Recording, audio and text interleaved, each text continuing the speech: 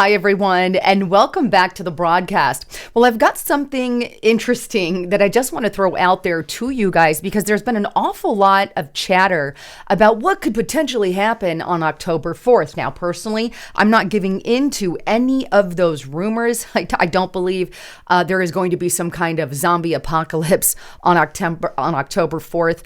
In case you haven't heard the rumor, basically, FEMA is going to be conducting this emergency alert test on all of our phones and all of our devices, which is absolutely true. That is happening.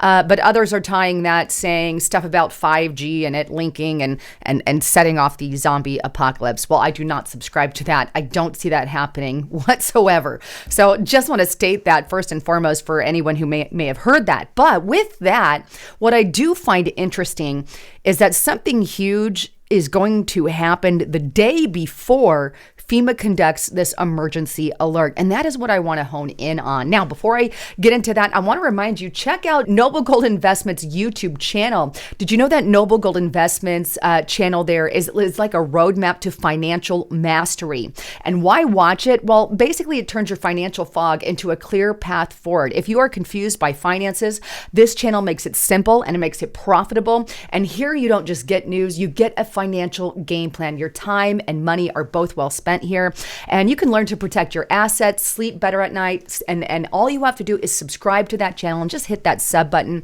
and follow some of the valuable information that they have to offer there on YouTube. All right, and that's free, by the way. So one way to really support me here on this channel, but they've got great stuff on that YouTube channel. But anyhow, and that's Noble Gold Investments, by the way. But anyhow, let's dive in first to this FEMA emergency alert that they're going to be issuing. For that, I'm going to go directly to their website because I like to go straight to the horse's mouth, right? And here it is, FEMA.gov. FEMA and the FCC are planning a nationwide emergency alert test for October 4th, 2023. And here's what it states. FEMA, in coordination with the FCC, will conduct a nationwide test of the emergency alert system and wireless emergency alerts this fall. This test will consist of two portions, right? Both tests are scheduled to begin at approximately 2:20 p.m. on Wednesday, October 4th. It goes on to state that the WEA portion of the test will be directed to all consumer cell phones. This will be the third nationwide test, but the second test to all cellular devices. So this is just the second test that they've conducted to our cellulars. And they also go on to say that this is the seventh nationwide EAS test that has been conducted. Now, the reason that they give to why they're conducting this test, it's very evident. It says the purpose of the October 4th test is to ensure that the systems continue to be effective means of warning the public about emergencies, right? Particularly, it says those on a national level. In other words, to warn of, who knows, some kind of impending disaster, be it God forbid ever, an asteroid, or God forbid, some kind of tsunami coming in, these kinds of things, or even, hey, a nuclear war, missiles coming in, anything of that disaster. Now, what I find interesting is that the day before this emergency alert test is running in the United States of America, Putin decides to, announce his very first nationwide exercise simulating a literal nuclear attack on their country. And I'm going to say this before I even show it, is I'm really the fact of potentially going to war is terrifying, because I think if war does break out, that it could be a dual war. I'm talking against Russia and China, and then we have the U.S., and it could get really ugly really fast, and we could be seeing World War III. That is why I keep my focus, because things are on edge. But here's that article. And this is on metro.co.uk. It's headline, Putin to stage his first nationwide exercise simulating a nuclear attack from the West. It goes on. Russia will stage the first nationwide nuclear attack exercise across 11 time zones in preparation for potential nuclear war. It is scheduled to take place on October 3rd, thereby being the day before that announcement in the U.S., and it will see Vladimir Putin's regime present the West, us, as a nuclear aggressor, right? The one-day nuclear attack exercise, which has only ever been done region by region, will include preparations for the destruction of up to 70% of Russian housing, stock, and life support facilities. It will also assume the scenario that martial law has been introduced in Russia and that has gone into full mobilization. It goes on to state that the document also warns that the risk of armed conflicts escalating into local and regional wars, it warns of that, including those involving nuclear powers. And all of that is increasing. So here, I'm not saying there is going to be a nuclear attack or anything of that nature. Obviously, nobody knows the freaking future. We do know tensions are rising.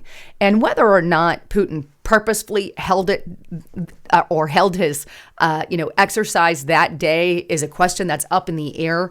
I think he obviously knew about the alert. He obviously knew about the conspiracy theories surrounding it. And yet here he is. And I think this is just one more way to sort of poke at the West. But in fact, there's other things that are really shaking me to my very core, like these kinds of things that Putin is doing right now as well. Take a look here. This is on express.co.uk. World holds breath as Putin orders 3,000 nuclear missile troops to be combat ready. He's saying, be ready to push the button at any minute, so to speak. And then we also have VOA News. Russia drafts 130 conscripts, increases the age limit to 30. In other words, he wants more of his people to be ready for war. Obviously, that could be, that's obviously also linked to what's going on with Ukraine there. But they've definitely got some aggression between Russia and the West, especially regarding Ukraine. But what I also find interesting, and I haven't heard a lot of people talking about this, is that there is chatter here in the U.S. That they could be laying the groundwork to reinstitute the draft. Take a look here. And this is on the U.S. military. This is on Mrs.org, Mrs. Institute here. And it says the U.S. military is laying the groundwork to reinstitute the draft. It goes on.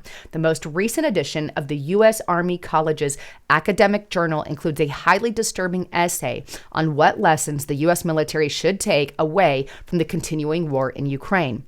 By far, the most concerning and most relevant section for the average American citizen is the subsection entitled Casualties, Replacements, and Reconstitutions, which, to cut right to the chase, directly states, quote, large-scale combat operation troop requirements may well require a reconceptualization of the 1970s and 1980s volunteer force and a move towards partial conscription. In other words, the reinstituting of the draft, and this is absolutely what they're stating is a real possibility here in the United States of America. So take it. We already know. It's interesting and chilling to say the least, but they're not going to prepare for things unless there's an actual fear of something happening. Speaking of that, as a quick reminder, if you've watched me on Restricted Republic, you already know this, but take a look here. New York Post, U.S. buys $290 million in anti-radiation drugs amid Putin's nuclear threats. That was as December of last year, but they're still building up. We know New York City did their own eyebrow-raising thing. Here's Reuters. New York City ad on surviving a nuclear attack raises eyebrows. They literally put an ad out there talking about that. And then we also have this from a while back as well, American Military News, and I believe this was as of 2023, they did this. U.S. senators issued satellite phones for emergency communications, according to a report, and that was as of May 2023. So you can see things are in line, things are getting together, and it's not that they're, few and far between. It's that more in that direction is happening to prepare us. But the scary part of that is that there is a need for them to do that. Either way, does one have to necessarily do what to do regarding going back to my original concept of FEMA puts out the alert and Putin's Russia does the simulation just before that?